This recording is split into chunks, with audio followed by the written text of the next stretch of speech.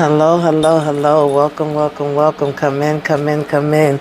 So you guys, this is Tamika's Den. I am Tamika. This is P-Valley, baby, okay?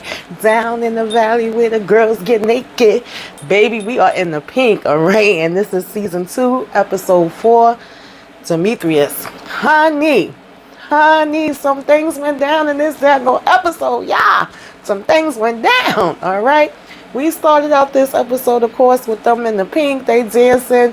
I'm seeing somebody throwing money, rouletting them, getting all crazy up on the poles. I'm like, okay, what's going on here? Who's this that's so happy and throwing this money? I'm like, wait, is that homegirl that was supposed to be getting married, but she had slept with the damn husband mother, so the wedding was off and she came there and was passed out drunk and got arrested and all of that. And so she just as hyped as could be, baby. She like, take my money, take my money, take my money. She enjoying this show, okay? Everybody got their mask on. It's looking okay. Money flowing everywhere. They doing their thing, like I said, like they always do when they up on the pole. They going to give us that intro, what I'm saying, when it's first coming on. And so next thing you know, they in the private room. And why did, Toy decide to go ahead and take down her mask, and then homegirl let her take it off. She actually took the second one off. Excuse me, y'all, because she had on two. And I'm like, well, why the hell would you take the mask off? I'm sorry. What did you dancing have to do with the mask? Okay, that you was doing too much. Baby, honey, she sneezed and they showed all them there. Ooh! Fluid coming, spraying towards her face, and homegirl went off. Come to find out, she's the damn health inspector, okay? On top of that, she went off. She started going out there flipping, saying this place gonna be shut down. Of course, Uncle Clifford trying to come and calm it down and find out what's happening. What could he do to fix the situation? She like, nah, it's not nothing you could do about this, all right? This is not fixable at all. Of course, they like, damn it, she done sneezed again. Of course, Toy's still trying to tell her about some daggone allergies. She like, nah, honey, ain't no damn allergies. So then she want to start talking about all the different code violations she have. She like, people not even wearing no mask in here. Uncle Clifford tried to be like, what are you talking about? Everybody got their mask on. But then when he started looking around, it's like, ooh. Because literally half the people was taking off their mask and didn't have them on, right? So now she gonna talk about how they not 6 feet apart, how they don't got the plastic in between. Now she want to write up every single daggone violation because she's pissed off. So now it's not even just about the fact that she got sneezed on. She's tight, and I can't say I blame her. I would have been tight too. She's calling out everything, and she's saying this place got to go. And so they was able to, go on the back with her, and she started giving them the breakdown and got her daggone, little chart and everything, like, baby, start ringing up all kind of different stuff on them. So they like, how the heck we gonna get all of that? Then she telling them that they could get fined and stuff like that, and that could be up to $25,000. And they like, nobody ain't got no damn $25,000. You crazy? So Uncle Clifford looking, he like, wait a minute, that face is familiar. Take that damn mask down. Sure enough, she basically confirms, like, you the chick that came here that time that was supposed to be getting divorced, and the other girls was like, yeah, wasn't she basically, supposed to marry to God but slept with his mother, and they all said it at the same time, like his mother. So she's like, well, I will take it down to 11,000 because, baby, she said you got that Birkin bag, and if you could get that, then you could get the daggone money for, the fee, whatever fees you gotta pay. So Uncle Clifford was just looking down at his bag. He knew he couldn't say nothing to that. So Big L even came in and was trying to say something too. But like I said, homegirl ain't trying to take no mercy now. She's ticked the hell off. And she's telling them all the different things that have to be fixed. And they like, well, if we fix everything, then will it be able to open? And they like, I just can't believe this. There's always some mess going on, okay? We can't catch a damn break to save our lives. And so, we then had the other chick from last week that the guy told her he wanted the chick with the dick sucking lips. She basically calls her out like, yeah, we heard you be doing extra activities, all right? It was a guy that came here the other night that was asking for somebody with dick sucking lips. And she was like, well, you better watch what you saying and all of that kind of stuff. And she was like, girl, as long as you say something to me, I'm going to be saying something back. So here go, Roulette jumping on her behind and beating her, and they playing whoop that trick, whoop that trick. I say, y'all daggone mess. Of course they have to basically break them up, and Big L ends up picking her up and bringing her, literally carrying her and throwing her in the daggone office. Everybody got their phone out recording it. She done got the girl face all jacked up and bleeding or whatever have you. And Uncle Clifford telling them to stop recording, put the daggone phone down. And so, like I said, he throw her little behind down, and he was like, you sit there and you don't move, okay? Your behind sit right there and don't you move an inch. He go ahead and offer her a drink that she want to talk about. She don't drink dark liquor. And so then he's like, trying to talk to her, whatever, and she talking about how she don't need no therapy session, is he done? And he was like, no, like I said, sit your behind there and calm yourself down.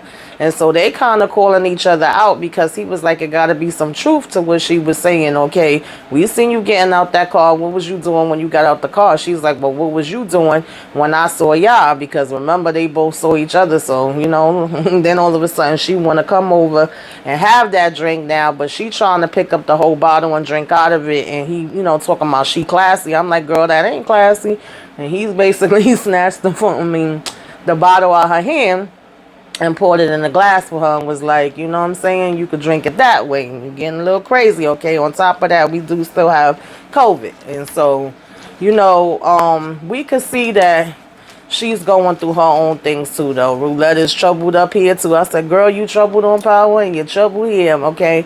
So nonetheless, we get Mercedes and, Clifford talking. Of course, he putting her up to speed with everything that's happening so far. And she like, damn, what the hell? So in the mix of her already talking on the phone, they got the situation with the club. They hearing about this daggone shoot, and then turn around and she's seeing her daggone mother on the TV talking about she's announcing her bid for mayor. So she's telling Clifford to turn on the TV and then telling Clifford, this is all your fault. And Clifford like, how the hell is this my fault? Okay, I thought she just was going to speak out on some daggone things. I ain't think she was going to be running on for daggone mayor, okay? Like, I ain't have that on my bingo card. So she's basically telling people to get out there and run and vote, honey, okay? Because she's going for it. I figured she would, all right? But I think when it's all said and done, she's going to probably end up not getting as much as she needs and backing Andre. We shall see, okay? Because we know he running for it too. And so then at the same time, Mercedes is getting a text that's basically letting her know, like, you ain't finished your work. You got to get back over here, honey, okay? Because remember, she's got that contract with Coach. And so we also see a Mercedes standing outside this store or whatever, and she's pointing to where she's getting all these promos for her lashes. There's little, things with her picture on it in the window. And then there's a big, full-size picture on the door. And she's like standing in front of it and, dancing and, doing her little announcements or whatever for Gidget to go ahead and put on Instagram. So speaking of Gidget, yes, she is there. She basically comes to see her and give her support. And I'm like, oh, that's what's up. So it's like, Gidget is there with her. She's getting her promo. Things is going really good for, Mercedes at this point. All right. She's all the way up. Whereas Little Murder is sitting on the side like, well, when am I getting my promotion? And, Woody making jokes talking about some, oh, yeah, you would look real good with lashes or whatever the case may be. And he like, man, fuck you. And basically winks at him. And, of course, they always doing that dumbass game. So basically Woody has to fall back and act like he damn dead on the car door. And so, you got Teak all caught up into the phone when they saying that they getting ready to leave or whatever. He's basically listening to this news or seeing this news on his phone or whatever, and he's not moving. And they like, yo, come on. So he brings up how, this daggone shooting went down. At the same time, Keyshawn and them is looking on the phone, and she's showing him the stuff from the Pink and what happened. And she got the nerve to talk about some, was it always so ghetto? And even Gidget was like, honey, it ain't as ghetto as the place, that I was dancing at recently. And then they just kind of had like an awkward silence. And they all trying to go to get in the car. So in the meantime, like I said, Teak is upset about the shooting. But here come, you know, Keyshawn's damn manager talking about some, oh well, what's the big deal? Okay, yeah, it's another person that got shot. Like, you know what I'm saying? He should have been doing what he was supposed to, like throwing out little funny stuff. I wasn't feeling that, but it's always one in the bunch that do that. So he was like, you know, somebody died or whatever the case may be, and he started getting up in his face. So they had to basically just be like, you know, come on, T, come on, and trying to calm him down. I'm like, this Teak boy gonna be something, honey. I'm gonna tell you that right now. And so they got had to get in the car because they supposed to be doing this show. I think it was in Alabama or whatever, right?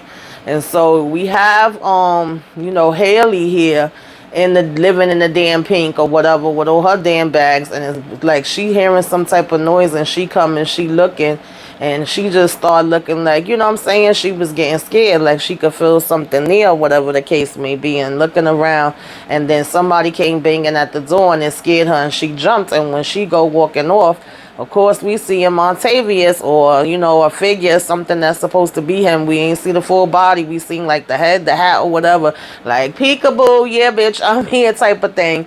And I'm like, ooh. So when she go to the front, it's daggone Corbin, and he's calling himself coming back around again. You know, like if he threatening her or whatever, you know, she's asking, well, where's your lawyer? You know what I'm saying? Isn't he supposed to be the one that's here representing you? He should be the one that's coming here trying to make me some type of other offer. And he talking about some, you know what I'm saying? He went to head back home. He had to handle some business, but he's like, you know, I'm here and you going to stop playing games with me. And she's like, oh, what? What the hell are you going to do exactly? And, you know, she's basically, he's like, all right, well, how about I offer you $1 million? And she was like, well, if you're willing to change your offer and go up to $1 million, then obviously you know that I have something here. You know what I'm saying? And we all still know that she wants more than that. But nonetheless, she's like, if you going to go for the $1 million, then you would go for more. So nope, I'm not accepting your offer. Okay, you're going to have to come back when you got something way bigger than that, because y'all know, you know what I'm saying, that this is basically valuable or whatever. And so that pretty much was that with that, all right? Because Corbin is full of crap. I don't know what was the point of him coming there when they had already discussed that, him and Andre. So we get Andre coming home, y'all. He like, hey, honey, you know what I'm saying? I'm here. He coming in with his bag and stuff. And I guess he started hearing some noises. He go running up the stairs. Why is this chick on her knee sucking dick? I said, not you on your knee sucking dick, girl. No, not you. Okay, he start to beat this man behind. He whipping on him. He choking him. You know what I'm saying? He like, you in my house, in my bed with my wife.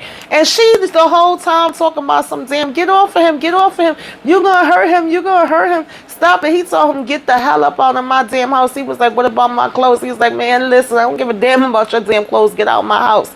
So she got the nerve to be, one, more concerned with the guy, and two, gonna stop in the midst of everything and talk about, where's your damn mask? Where's my mask, bitch? I just caught you with a dick in your mouth. A whole dick was in your mouth. I said, girl, I was rooting for you. Like, I was on your side. I was saying that Andre was a cornball. He was trash. He was raggedy, okay?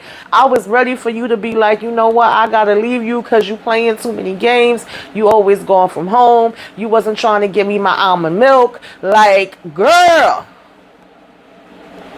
That one shocked me. I ain't even gonna lie. And I heard a couple people saying that that was what was gonna happen, and that wasn't even where my mom went. The most that I thought was once he told her he was gonna run for mayor, and she was basically gonna be like, nah, I'm not trying to leave here. You know what I'm saying? I don't want to live there. Atlanta's my home, da-da-da-da, whatever.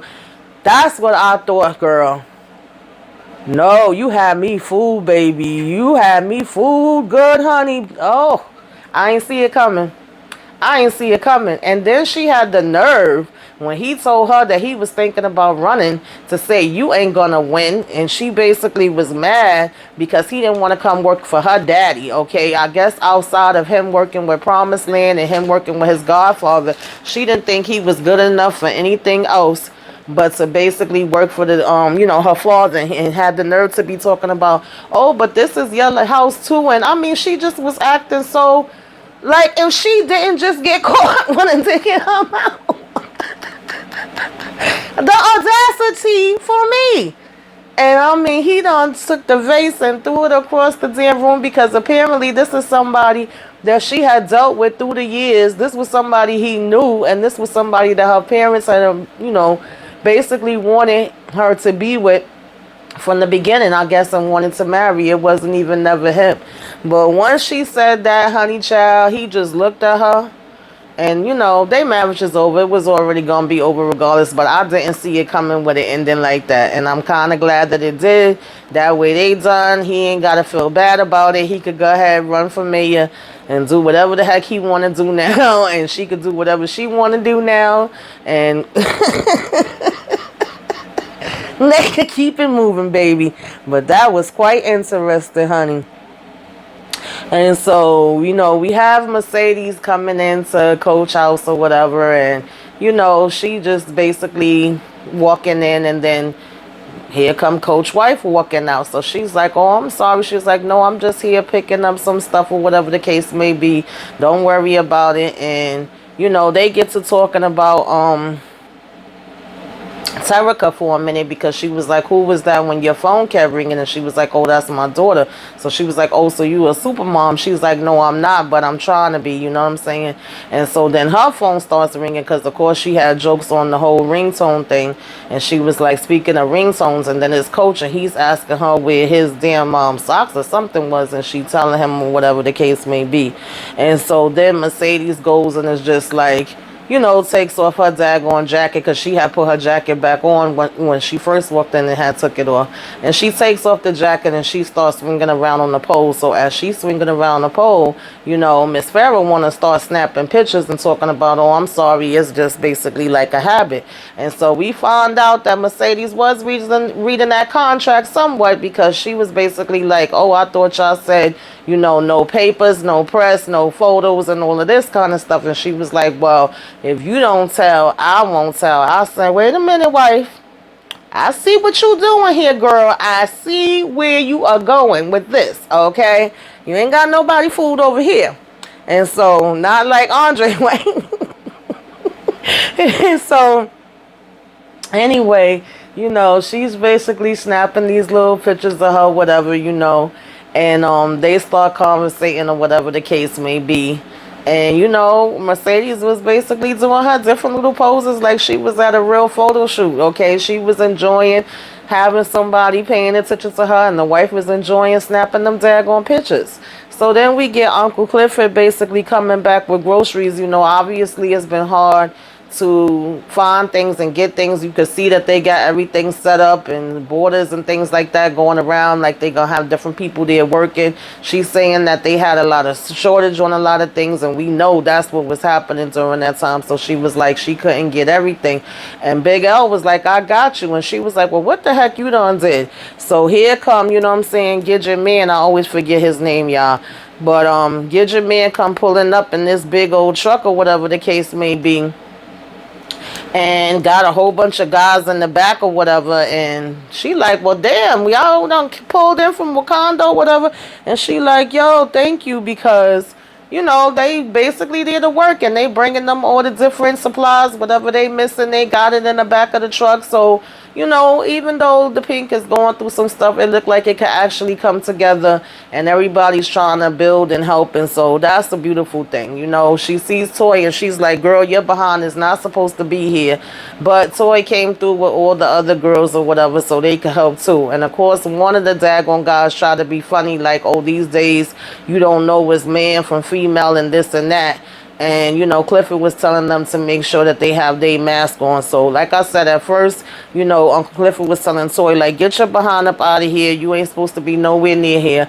Then she came with the girls, and she was like, oh, whatever. And she sees Diamond, and she like, Diamond, what the hell you doing here? It's like they all surprised her. So he was like, man, I'll still get the group text or whatever the case may be, and if I see that y'all need help with something, I'm still gonna come through. So I respect that. But I was like, nah, y'all still needed to send Toy behind home, because she part of the reason y'all in this mess in the first place with her sneezing behind. Okay, I would have been like, thank you for bringing the girls, and now you can go. All right. And so you know, DJ never scared. They basically hearing him on the daggone radio, all right? We know he was doing his thing and in the studio. So at first, Little Murder like, nah, that's not DJ never scared. And then he's like, nah, listen to it. It is him. So he's like, oh, shoot. So, you know, Gidget calls him up and is telling him congratulations. And then he get on the phone with Little Murder. He's like, yo, I told you, all we need is for you to go ahead and drop that verse. You know what I'm saying? You could be in, and you know, on this, and you could be rocking on the radio too and all of that kind of stuff. And so Wody hurry up and grab the phone and is like, when do you need it? And he's like, yesterday. So he was like, if you could get it to me for tonight, then that's good. So he was like, we got you. In the meantime, here go Keyshawn manager again. He really irritates my nerve. I can't even remember his name, and at this point, I don't want to. He, like, in between they phone calls, he's saying something, and he want to be like, yeah, because when you gonna, you know, get Little Murder, his, promotions and this and that or whatever, and Wody's like, I'm on top of it, I'm handling it, even though Wody, you know, you slacking too. But my whole thing is, if you didn't want to have anything to do with Little Murder and you only wanted to deal with Keyshawn, then why are you in their business? He don't be in your business when it's the opposite way. Like, you do what you doing for your client, let him do what he doing for his. He was already irking my nerves anyway, because he didn't care about the fact that this man got shot, and it was like, if he wanted to make jokes about that, and then even when they were saying that it was going to be shut down, they was like, damn, what that mean for us? He like, don't worry about it, we going back to the hotel, we gonna party up, it's gonna be all right, we gonna do our thing, we gonna have everything that we need there. And Teak is over it. He stressed the heck out. Okay, you could tell he have PTSD. He's traumatized. He's telling everybody to shut the hell up. Okay, he don't want to hear a damn thing. And they looking at him like he crazy or whatever. And so they all just trying to you know, basically go back to the daggone hotel, because, you know, Alabama's basically on shutdown now. So that's kind of ruining, you know, whatever plans they was going to have. And so ain't much you could do with that, right? You got to go with the flow. So we get back to Miss Mercedes, and she's got a full-on damn photo shoot going on at this point. Then she telling, you know, Miss Farrah to go ahead and take off her clothes, and she going to show her how to, you know, rock this pole, because you basically need to be able to use your legs to wake your way up. And, you know, of course she falls right back down off of it as soon as she was trying, and she was like, see, I told you. That pole was like, this ain't for you. And so they all laughing and holding each other, you know, Mercedes all over her like this, and the next thing we know, she freaking twerking from the back and all of that kind of stuff. So I'm like, okay. And come to find out, honey, Miss Farrah has to apologize, because she was saying, you know, wow, I wasn't really expecting to like you. I thought I was going to hate you. You know, I wanted to hate you, or whatever the case may be. And she was like, yeah, well, you know, especially with you being a stripper. So Mercedes was like, Honda, she was like, oh, I didn't mean that. And she was like, yes, you did. And she was like, look, I'm just going to really keep it real with you. Because she was telling her, like, I think it's time for you to go. Coach will be here soon. And she was like, oh, no, honey, he was leaving, okay, not coming. And she's like, what? And she's like, come to find out, Miss Coach Weiss, okay, Miss Farrah, she was the one that sent the text. It was never her husband. It was her. She wanted her to come over. So I was like, yeah, girl, like I said, I see you. Okay. So the next thing you know, they start getting it in, honey. And I was like, oh, okay, that's what we doing. I think we all kind of had an idea. You know, Mercedes done lit up something inside of her. So Coach might have a, you know what I mean, little competition going now, because I don't know if that was a part of the contract from the beginning or not, but it looked like wifey gonna be getting it in more than the damn coach. We shall see. So, you know, we didn't get grandma. She over here trying to flirt with the guys, talking about, you know, is your name something? I forgot what she said. And he was like, actually, my name is Joffrey or something. She was like, oh, ain't that a white name? I said, grandma be having jokes. You know, she turned back around. And so, you know, you have the girls all, of course it's going to be gossip. They talking about Diamond, right? And what made him leave and how he used to work there and what they heard about them. And they all got a different version of what they heard about him. And of course they bring up the whole murder night thing and, you know, Keyshawn. And they want to talk about, oh, they heard he left because he couldn't get some. And then, you know, Toy, of course, is the one to check them or tell them the correct thing with him getting into it with Derek and all of that. And them fighting and the gun going off. So they was like, well, murder night really seemed like it was something, okay? And now you got Big Bone looking too. In the meantime, Toy's still around here sneezing, and they basically spraying her with damn cleaning supplies and shit. So Diamond go ahead and walk to the back room, and he's looking. He put the boxes down, and he walk in there. Baby Diamond started seeing a damn hand coming up. He started being surrounded by water. You could tell he was getting a daggone panic attack. I was like, oh no, Diamond. Oh, I felt so bad for him, honey. And I'm like, you know, protect Diamond. We gotta make sure that he is okay, all right. And so basically, Big L ends up coming and seeing him and is like, are you alright? And he was like, yeah. He was like, you know, this is my first time being in the room since everything went down. And he was like, yeah, you see that Uncle Clifford, you know, has been doing mad work in here or whatever. And so Diamond is basically, you know, just still kind of looking or whatever the case may be, like, y'all need to get up out of here, right? And, you know, Big L tells him to go ahead and bring the box back there, and like he's glad to have him, you know what I'm saying, there with him and all of that kind of stuff.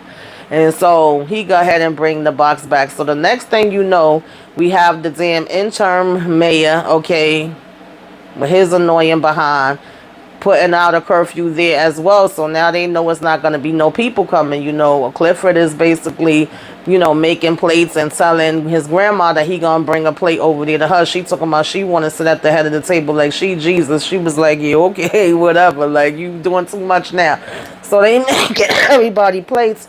And when he announces the curfew, Clifford is basically like, well, everybody gonna have to spend the night here. Here go Haley. You know, oh no, they don't need to spend the night here. They should just hurry up and get home. He's like, no, I don't want everybody out there, you know what I'm saying, in the danger. But you got about 2 or 3 girls that's like, nah, I'm gonna go ahead and go home. You had the one girl that had the baby and didn't know who the baby father was. She was saying she had to go home because she had left the baby with him. And the girl was like, you left the baby with him? She's like, yeah, came back 99.999% that it was his baby, okay? And so she was going home. And somebody else said they was going home, right? And then, of course, we get Patrice. She got to be all theatrical. She like, I know y'all hurting. I know y'all angry. I know y'all in pain. I'm in pain, too. I want to burn it down, too. You know, Miss Patrice can't just, you know what I'm saying, be regular. But basically, they had, you know, at the bottom saying that Patrice Woodbine is telling everybody to stay calm. So in the mix of her up there talking, you just see the camera pan to Roulette face, and we kind of see us off the side of Roulette. We see that this is really bothering her. She seems like she's emotional. She's getting tears in her eyes and all of that kind of stuff.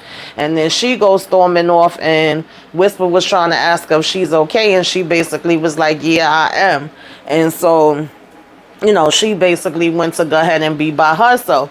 And so when she went to the back room and was crying back there, it ended up being Gidget Man to come check on her and asking her if she's okay, because he heard crying as he was passing by. And she just was like, you know, kind of like, well, you know, y'all always doing this type of stuff and y'all don't care about this. And he was asking her, you know, what was the guy name, because she had her own personal experience with this, okay, plus just seeing it all the time on TV and different stuff like that. So I appreciate the fact that they're showing how this has traumatized so many people in different ways, because that's something real that we definitely do you know, deal with, unfortunately, way too daggone much, okay? And so at the same time, we see Andre come walking in, all right? He done got back real fast, honey. He hurried up and left that damn wife and went running right back there, okay? And so as soon as he walked in and sat down at the daggone bar, here go Clifford talking about some, you know, you look like somebody whose wife just left you. And he was like, I am. She was like, whoop. And she hurried up and passed him the whole daggone bottle, like, drink that down, honey, okay? And so we had Diamond come walking out, and this is when, because you already saw it on his face before that he really felt like, nah, I don't need to be here, nobody don't need to be here. But you actually had him come in the back and tell Big L, like, this is not a place that you need to be at. You need to go ahead and get out of here, because of course Big L was talking about, you you know, how he first started there and having a chance and all that. And he told him, nah, this is home. As long as there's a damn, you know what I'm saying, P-Valley, I'm going to be here too. As long as it's here, I'm here. And basically was saying, you know, that he got them. And so I was like, I respect the Big L, even though half the time I don't be seeing what you be damn doing. And he go ahead and walk away. So just as Diamond is lighting his a cigarette, we got Big Bone, you know, down the road a little bit from him, lighting a cigarette at the same time. And she over here with this bike, okay? And so he looking and he seeing her. And of course we know, you know, that they got together in real life, these two, all right? And they are going to be together up here. She's having his baby now. You know, apparently, according to them, they claim they met on another show before. I was thinking they met up here. But needless to say, you know, it's going to be Big Bone and Diamond. He going to be over Keyshawn behind, all right? And so he's admiring her bike and asking her when she started riding. And she's basically saying how, you know, oh, he's been the talk of, you know, the Pink, everybody's been saying stuff. And she was like, you know, he asking what they've been saying and all of that. And then he's asking her how long she been riding. And she was like, since she was little, okay, she been riding bikes and apparently horses for as far back as she could remember. You know, she basically was asking. Shit. Y'all, I'm sorry, honey. Knocked the whole daggone camera over. Lord have mercy. I just had some technical difficulties. When I tell y'all, y'all don't be knowing what I be having to go through sometimes to do these recordings. But we see that they getting a little connection going on. And at first she's showing him this helmet and he like, that's too small for my head. And she like, oh, you got a big head, huh? And then she's like, well, I know that this one would more than likely fit you. She like, you coming or not? So, you know what I'm saying? Diamond went ahead and went with her. So, I don't know. Maybe that's going to be his reason, okay, how he ended up reconnecting and coming in the Pink, okay. Maybe that's going to make it okay for him, you know, with him getting along with Miss Big Bone, all right? We shall see. We will be keeping an eye on that. And so, then we get, you know, Mercedes waking up and her seeing the text or whatever. You know, one from Farrah talking about it was wonderful to see you. Can't wait to see you again. She done left her a stack of damn money on the damn table. And then we seeing that she had got a whole bunch of freaking, you know, texts from other people that's like, yo, are you okay? What's going on? Also the one that was saying how they was all supposed to get together to go there and help. Also the one about her daggone mama. So she like, what the hell? So I was like, damn, homegirl put it on her where she was passed the hell out, okay? Mercedes ain't know what was going on. So, of course, she's trying to hurry up and jump up and get over there now, whatever the case may be. And that's when she seen the big stack of money on the daggone table. And so, you know, we have them at the hotel now. And, you know, Teak is just where he can't stop watching the news. He's watching this story and watching this story and watching this story. And I've been in that space before. I know how it is. And sometimes that could be very unhealthy, okay? And drive you daggone crazy watching all of that kind of stuff for long periods of time and over and stuff like that. And so, you know, you got Wody basically with them making jokes or whatever because, you know, you got Keyshawn's damn manager sniffing his stuff every daggone minute. And he asking, do they want some of that? And, you know, Cliff is like, nah, I'm good. You know, I'm over here smoking. And then he even stops and tells Teak, like, you know, you need to chill with that. You watching that too much. And, of course, he's supposed to be going to try to work on this verse in his room that he got to do for the song. And so here go the damn manager turning off the TV talking about that's enough for that. And why he want to do that? Because Teak end up going off. They in here trying to, you know, do this damn chairs with their little glasses. He was like, why the hell you turned the TV off? And the guy talking about some what? He was like, what? And the next thing you know, they just start having a big blowout. Teak is going off. I don't know why the hell damn Gidget decides she want to be getting in his face and telling him, you know, she ain't scared of him. Like, girl, this wasn't the time for that. This is not about you because, you know, you got the manager talking about so what and what did he do? You know, he probably did something. Automatically, if the police come, obviously they coming for a reason. And he was a big dude. And so he was like, so everybody you think deserves to die? Like, what the hell are you talking about? And, of course, they arguing back and forth. You know, he was giving me all lives matter type of mess, right? Or you basically deserve it. And saying that, you know, Teak shouldn't have been feeling the way that he felt because if this is a big black guy, then, of course, somebody going to be coming and killing him. And, of course, he going to be doing something on. That's basically what he was saying. And so this is pissing Teak off even more. And Bridget want to come and put her behind in the middle of it and talk about ain't nobody scared of you and you need to calm down and all this stuff.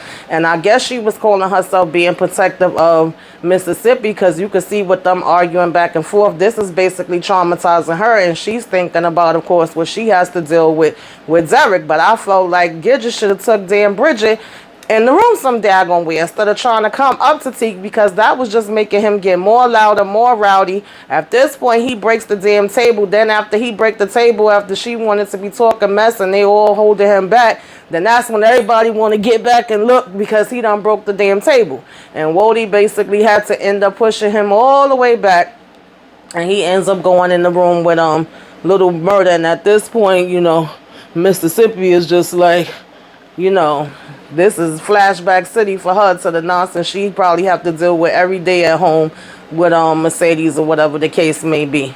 And so that wasn't a good thing, you know. And so then we had, you know, Little Murder trying to work on his music or whatever, and here come Teak walking in, peeing in the bathtub. No, not peeing in the bathtub, but he was peeing and Little Murder was in the bathtub doing his recording. So he's like, you always got to pee. He was like, you coming in here messing up, you know what I'm saying, the song that I got to work on or whatever.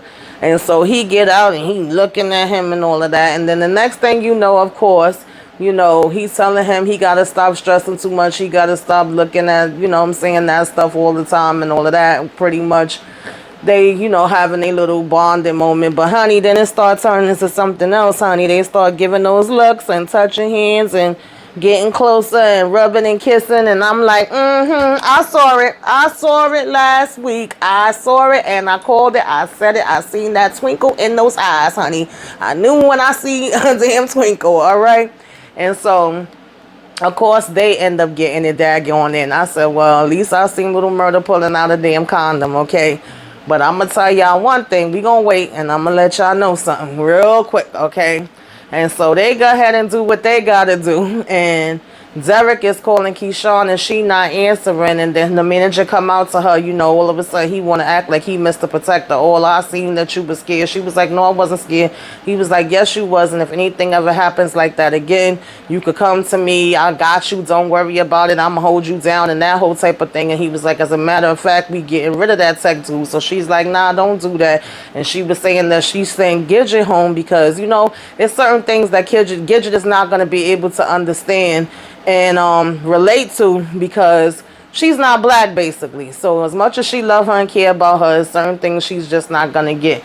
And so the whole time that they was actually standing there having that conversation and he's saying how he gonna let Wody know, like if he's Wody boss or whatever the case may be, Wody is standing there listening to them the whole time. So I don't know how the hell that's gonna work out, okay? And so then we had, you know, Andre and Miss Haley sitting out back talking. You know, he telling her about the wife and telling her how he don't even know what hurt more, the fact that she was cheating on him or the fact that she basically laughed at him and was telling him that nobody was going to vote for him or whatever the case may be with him running for mayor. So she was like, what? You going to run for mayor? And he was like, don't tell me you too. She was like, no, I'm not even saying that. I actually think that probably would be a good fit for you. So they start to talk about how, you know, she already been, honey, because she was like, oh, yeah, y'all offered $1 million, but Promised Land have been offered $1 million. I'm not stupid. I see that this could be a big, you know what I'm saying, opportunity. I'm a businesswoman or whatever the case may be. This is a waterfront property. Of course, I could get way more money for this. So he was like, oh, so you was always scheming and you always, you know what I'm saying, pretty much knew that you was going to sell the property even from when you first bought it. At this point, Mercedes done showed up and she looking through too. Clifford had to be like, shh. So they both listening, you know, and Mercedes was ready to take off her ears. You know, Mercedes is already down and ready to fight always for Uncle Clifford. So Uncle Clifford was like, you know the rule, okay? We can't leave no witnesses. So they still continue to listen. And honey, baby was talking about, of course, yeah, I've been already have this plan. Of course, I'm not no dummy. And he was like, ooh, you know, you ruthless. She was like, no, I'm a businesswoman. So, of course, at this point, Uncle Clifford go walking out there and was like, oh, Miss Businesswoman, huh? Because they was all ready again to try to get up and, you know what I'm saying, want to kiss and all that shit.